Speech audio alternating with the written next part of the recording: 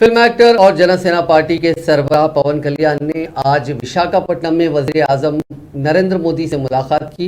इस मीटिंग के दौरान दोनों ने आंध्र प्रदेश और तेलंगाना के सियासी हालात पर काफ़ी तफसीली बातचीत की। इस मुलाकात के बाद पवन कल्याण ने मीडिया से बात की।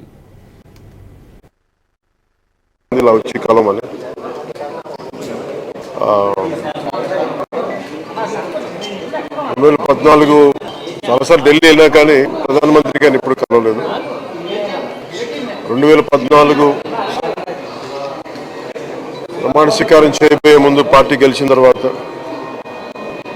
మళ్ళీ కలవటం దాదాపు 8 సంవత్సరాల తర్వాత ఇదే కలవటం ప్రధానమంత్రి గారిని.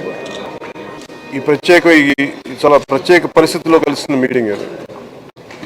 ఈ మీటింగ్ వెనుక ఉన్న ముఖ్య ఉద్దేశం ప్రధానమంత్రి గారి ఆకాంక్ష కూడా ఆంధ్రప్రదేశ్ బాగుంది.